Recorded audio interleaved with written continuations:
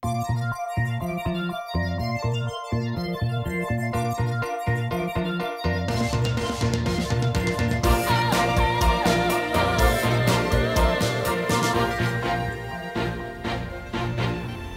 hindi ko na ina-expect na abot sa ganito yung galit sa akin ni Cindy. Gusto ko lang naman paglapitin sila ni Lucas. Alam mo, Val, ang problema sa'yo. Minsan hindi mo iniisip yung mga bagay na ginagawa mo. Okay ka na ba? Nagugulan kasi ako eh. Sabay-sabay kasi silang nawawala sa akin. Una si Lucas, tapos si Abs, tapos yun si Mama Teresa. Kaya mo, man. Sabay-sabay din silang babalik sa'yo. Salamat ah. Buti ikaw lagi kang nandyan. Hindi mo ako iniiwan. Alam niyo, Ninong, tama kayo. May pag-asa pa para itama kong maling akala nila. Babawi po ako kay Cindy. Alam ko po kasi malaki yung respeto niya kay Miss Val. Ayokong masira yung dahilan sa akin. Galit ka pa nga sa akin, no? Pwede ba huwag niyo muna ako kausapin? Yun lang yung request ko. Sorry, naka-istorbo ako. Hindi naman ako magtatagal eh. Magpapaalam lang ako kasi mamaya na yung flight ko papuntang Amerika.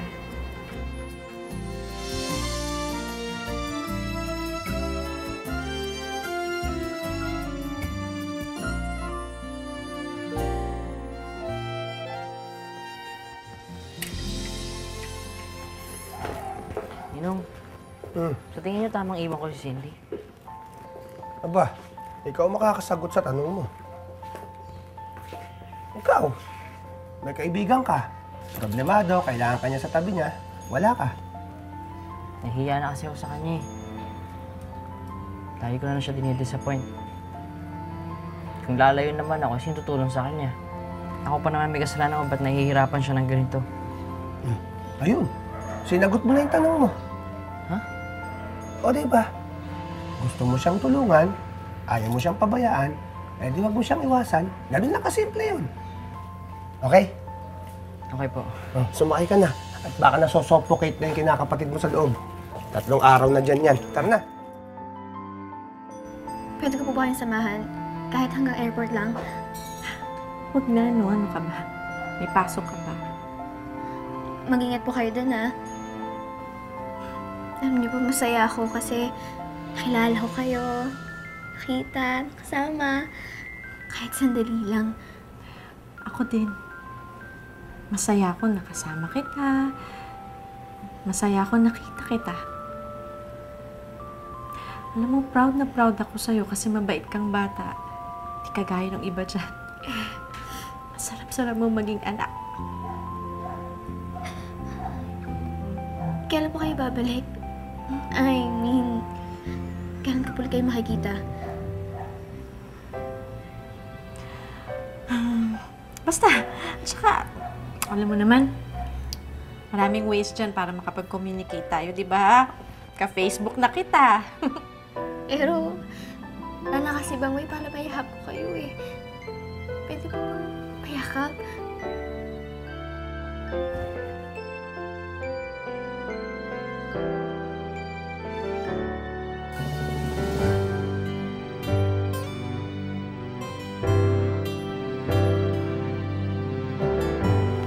Mag-ingat po kayo dun, ha? Basta kailangan nyo nakausap, dito lang ako. Tawagan nyo ako, ibas nyo ako. Maraming salamat po kasi nasaya nyo ako. Mamimiss ko kayo. Mamimiss din kita, anak.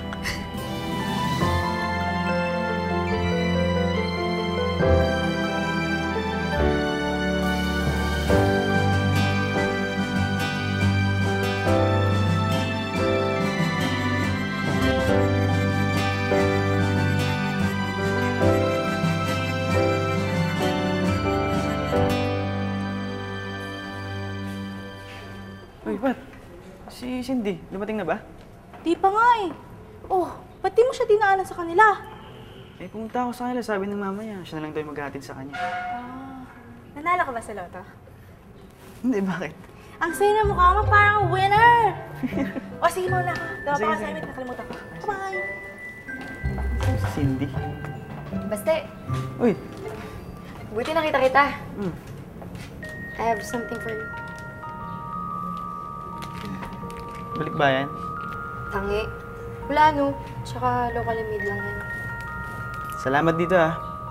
Favorite namin ito ni Cindy. Tama-tama. Bibigyan ko siya nito. Happy birthday kasi sa amin ito eh. Naawa nga kasi ako sa kanya yan. Parang lahat ng mahal niya sa buhay nawawala. Di samahan mo para hindi ma-depress. Eh, hindi niya pa akong love eh. Ayos lang yun. Di ba gano'n naman talaga kapag love mo yung isang tao? Hindi ka naman naghihintay ng kapalit eh. Gusto mo lang, lagi mo siya makikita masaya. Tsaka I'm sure naman, gusto rin naman ni Cindy na lagi kang nandyan for her. Eh, kasi ako, gugustuhin ko rin naman na makasama ka kapag problematic ako, di ba? Okay ka lang ba? Ba't kasi pinagka-accept ng time ngayon mga losers? Di ba nga, hindi ka nakikisabay sa mga di mo ka-level? Dahil ko si Sarah Santiago. Ano ka ba?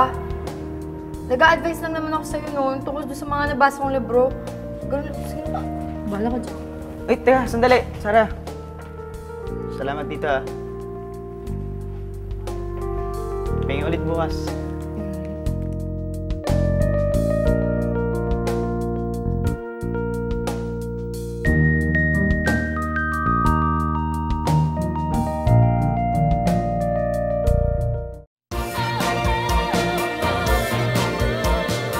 Ako po may kasalanan. Ako po umalik kay Miss Val. Gusto niya lang po akong tulungan kaya sinututor niya ako. Sana po huwag niyo siyang parasahan. Huwag niyo siyang i-suspend. Lucas, suspended na siya kahapon pa. And now they're in the process of taking her case to the higher board. I'm sorry, but nagkamali si Miss Gomez. Kaya she has to be punished. Ngayon, nakikita mo ng repercussions ng mga ginawa mo? Opo. And I really regret it. She never led me on. Wala po siya ginagawang malisyoso kahit ano. Ako po talaga may kasalanan. Sana po bigyan niyo ng konsiderasyon yung sinasabi ko. Ma'am, sa tingin ko po parang isang side lang ngayon ang nakikita natin. If I may suggest, I think we should look at this case more closely. All right. I'll give Miss Gomez's case a chance. Magpapatawag ako ng meeting at pag-uusapan natin kung ito ba ay dapat pampaabuti sa itaas.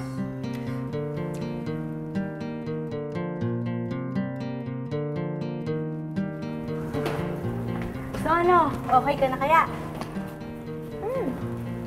Kulit mo ah. Eh paano? Kanina nakagano ko. Natutulala ka kanina. Nasa recitation tayo. Pero kakalo ka. Hindi naman ako nakakano. Since? Sasya na kanina ah. Nag-time na kasi kanina, hindi kita nahintay. Pwede ba kumain tayo? Uy! Basta, malilibre ka. Sama naman ako dyan! Sige pero, hindi lang kakainin mo ah. 3 burger. Hindi lang. Since, parang bibigat ako sa bag mo. Buhatin ko na. Ano na naman to, ha? Tara.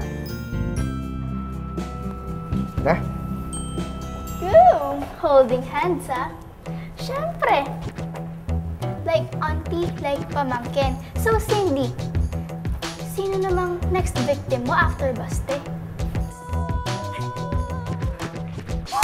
Yes! Uy, Lucas! Oh, Bawal tumakbo dito sa corridors. pumayag na yung principal na i-reconsider yung kaso ni Miss Val. Talaga? Matutuwa dyan si Cindy. Gusto mo ako lang magsabi sa kanya mamaya. Hindi wag. Gusto ko akong magsabi. Siguro din kung good news talaga para ma-surprise siya. Wala. Akala ko ba iniwas mo lang si Cindy? Makakagaan ang loob niya yun. Still care about her, no? Tinatanong pa ba yan? Ay, naku, kayo talaga mga lalaki. Ang gulo-gulo nyo. You care about someone, tapos paiyakan nyo naman, sasaktan nyo. Lalaki talaga. Nonsense. Tumboy ka yata eh.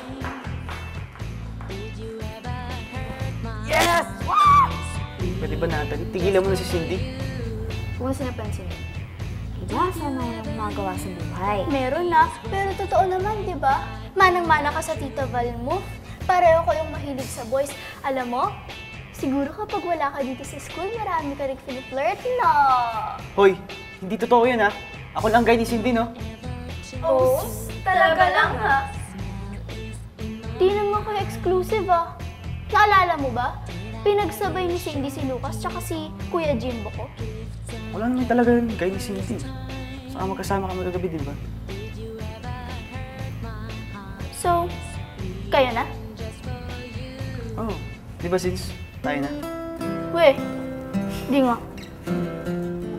Promise.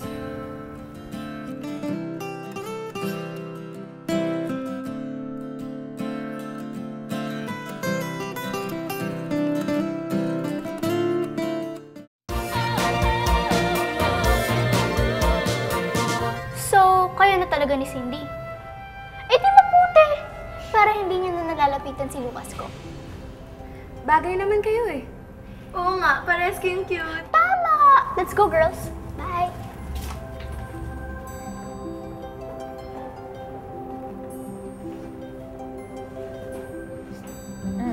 Cindy, wala na ako sa kantina. Magre-reserve na ako ng seat. Malilibre siya eh. Sige, na. Sige na. Ikaw, bakit mo naman sinabing tayo na, ha? Eh, inaasar ka nila eh. Masabang sabihin ko na ako nag-iisa mong guy na friend. Siyempre sila Natalie yun. Kaya isipin nila na boyfriend ang meaning nun, no? Mga bata pa tayo, baste. Eh, Cindy, hindi man tayo gagawa ng masama eh. Siyempre, studies pa rin na asikasuhin natin. Gusto ko lang, magkasama tayo. Parang MU. MU? Wait lang. As in, mutual understanding? Oo. Hi, Papa Jimbo. Ang cute mo. Siya nga pala. Ako nga pala yung mami ni Daniel. Ang klase mo bakla to. Gwapo mo. Parang naanin na. Gago talaga yung Daniel na yun, eh, no? Ganda ba? Bakla ang magulang. Ay, anak. Ano? Kasama ba sa pagkakaibigan kung anong klaseng magulang meron ng kaibigan mo? Alam mo ba kung ano tong grupo pinasok mo? Kilala ako astig dito. At ikaw na barkada ko, abnormal yung magulang. Hindi porket bading ang tatay ko, abnormal na siya. Kung tatagol mo pa airpads mo, bakla ka rin, ano? Hindi ako bakla! Bakla ka, aminin mo na! Ha? Hindi pare. Gusto ko na lang paniwalaan mo ako. Pare, ilayo nyo ka sa akin to. Ayoko na makita yung pagbumukha mo, ah. Wala ka na sa grupo. Tara na nga! Bye-bye, anak. May pag-dismiss Katawan mga ka pala eh. Bye.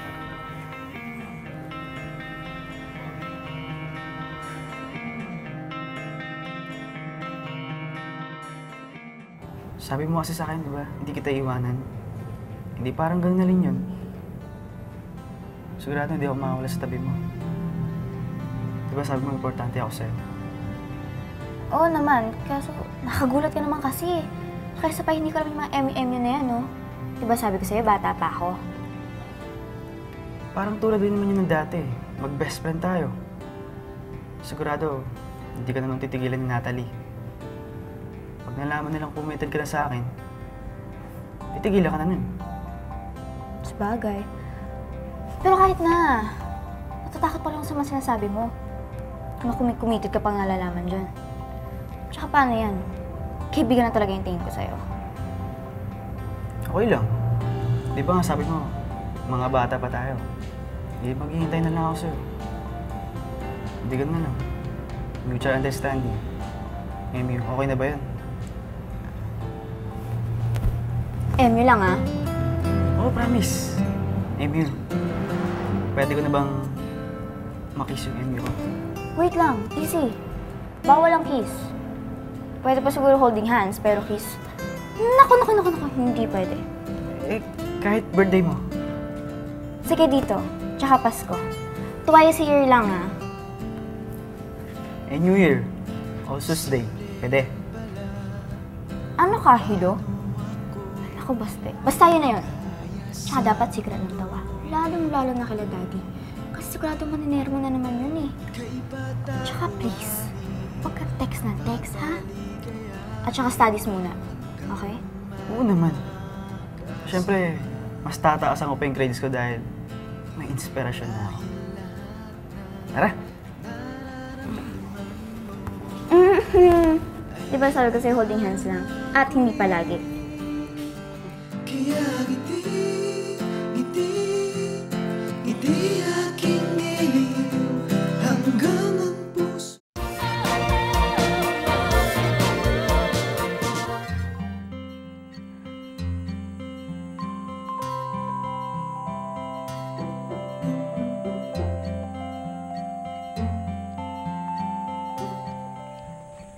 Sara! Ginagawa mo dito? Ano? Napadaan lang ako dito kasi galing ako sa bahay ng classmate ko, may dinaanan ako. May natid na rin ako, tapos kinuha ko tong libro. May nakakatawa ba? Haba kasi na explanation mo. Hindi naman tatatanong kung bakit ka nandito eh. Inuunahan lang naman kita, no? Tsaka, hiramin mo na lang. Feeling ko kasi mas kailangan na yan. Para saan ba to? Baka makatulong sa problema ni Cindy. Gagaan yung loob niya kapag nabasa niya yan. Sorry, Sarah. Sa tingin ko, mas kailangan si Cindy na kasama kaysa dito sa libro. Sorry. Sige. Ano? Sorry. Hindi ko naisip yun. Sige, alis na ako. Uy, saan pupunta? Sarado dyan. Dito ang daan. Sarado nga. Alam ko kasi may shortcut dyan eh. Hindi ko alam kung ba't wala na eh. Sige ah. Okay ka lang ba? Ala ko lahat ng ginagawa pinag-iisipan mabuti. Kaya nga di ka nagkakamali, di ba? Pero ngayon, daig mo pa yung sinto-sinto. Nobody's perfect, no? Paano magkamali?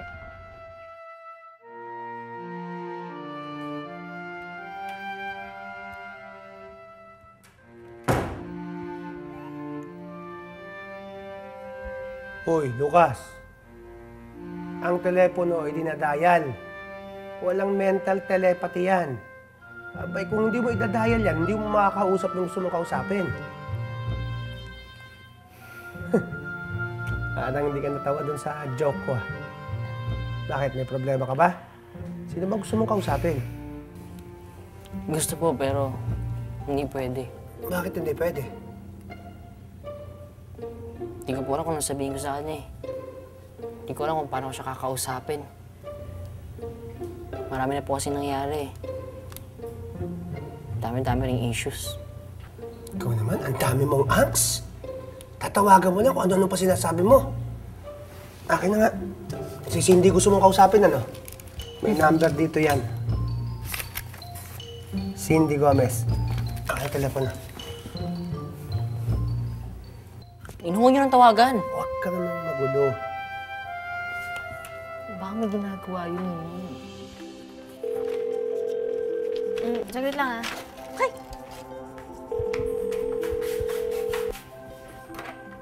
Hello? Hello? Sige na, sabihin mo yung gusto mong sabihin. Hello? Hello? Hello?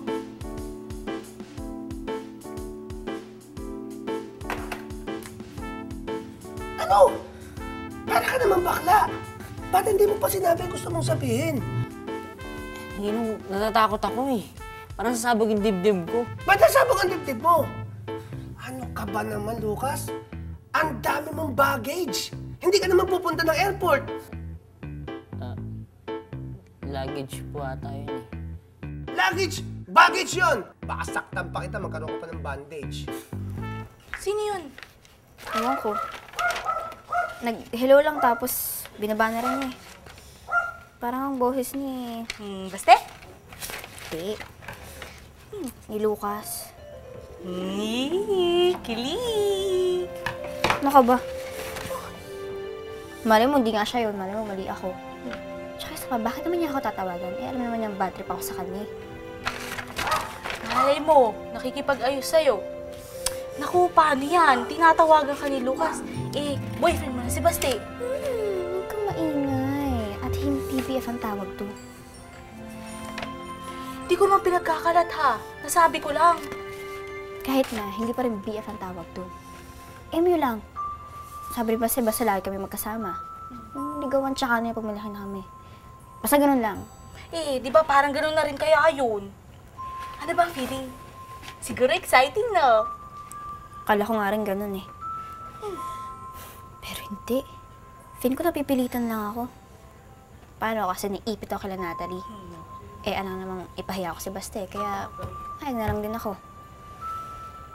Naku, ang hirap naman yan. Kung ayaw mo pala sa setup niyang yan, paano ka magiging happy? Pag natapos na natin to. Okay, fine. Tapusin na natin. Huwag kang chismosa. Sige, mamigay ka kaya. Kulang ka ng letters. Teka lang. Hindi naman eh. You're done. Daniel! Anak? Saan ka pupunta? Magpapahangin lang po. Bakit anak, kulang pa ba yung lamig ng aircon mo sa kwarto? Anak, ilang araw ka na kasing ganyan eh. Magbati na tayo, please. Anak mo si Daniel?